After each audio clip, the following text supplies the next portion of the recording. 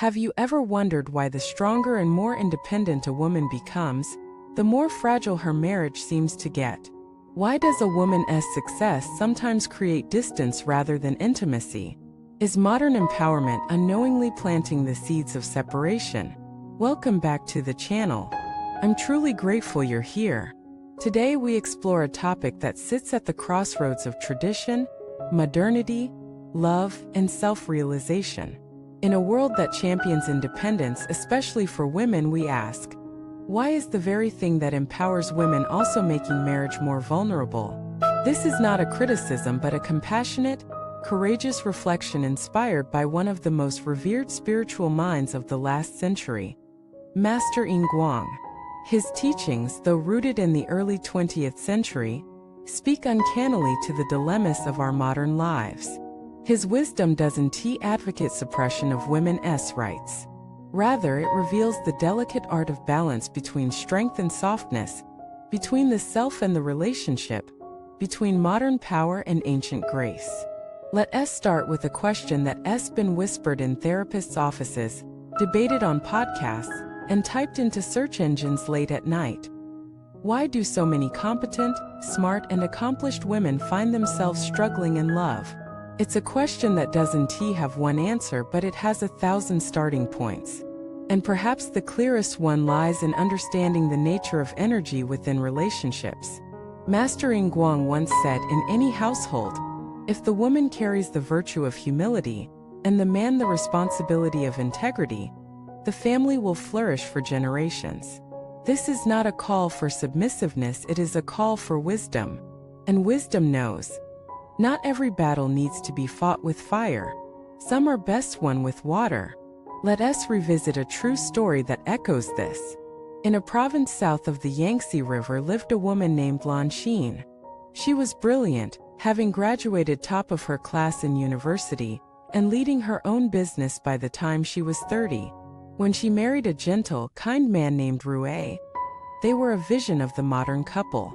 She handled business, he supported her from behind the scenes. But as time passed, their roles became strained.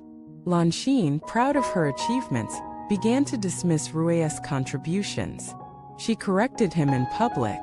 She made decisions unilaterally.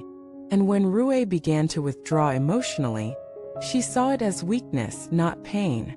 Eventually, Rui left not in anger, but in quiet sorrow. Lan Xin was shocked. She had provided, protected, and persevered. Why wasn't he that enough? Her therapist offered this, you were a wonderful provider. But he didn't need a provider. He needed a partner. Master Guang would have said something similar, though in simpler words. A woman's greatest strength lies not in domination, but in elevation. In helping others rise, she becomes unshakable. This is not outdated morality. This is spiritual alignment. In modern times, we're taught to strive, to assert, to climb.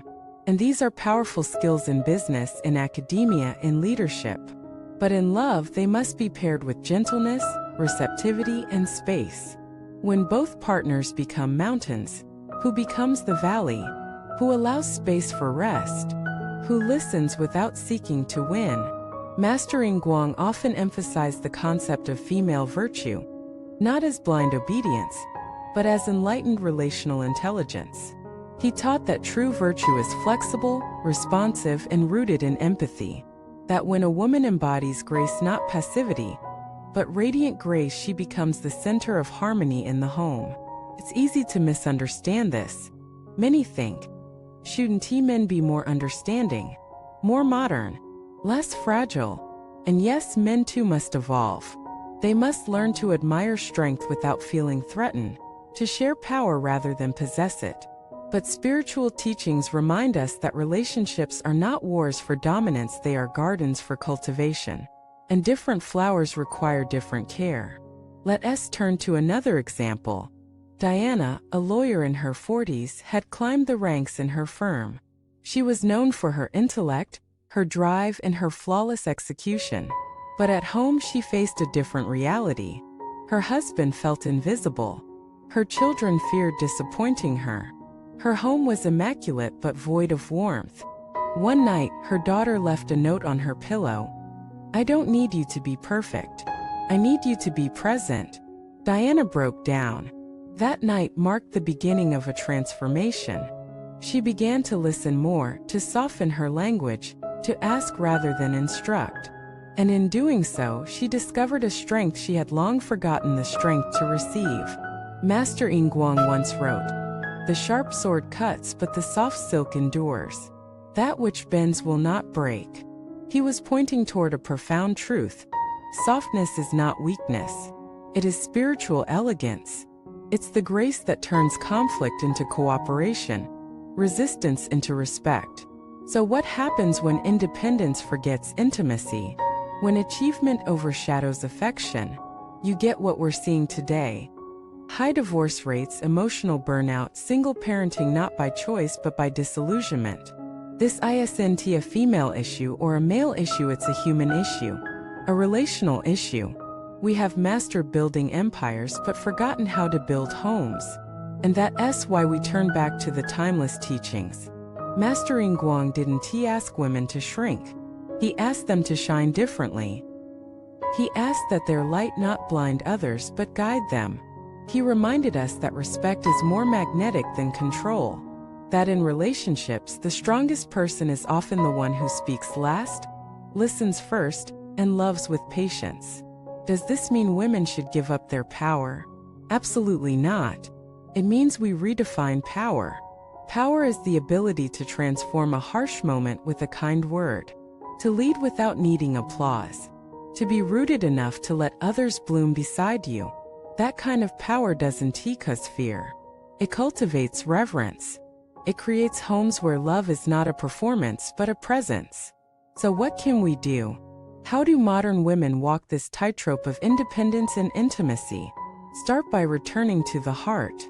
Ask not just what do I want to achieve, but also what energy am I bringing into my relationships? Notice when your voice dominates rather than dialogues. Observe whether you're leading from fear or love. Reflect on whether your success has become a wall or a bridge.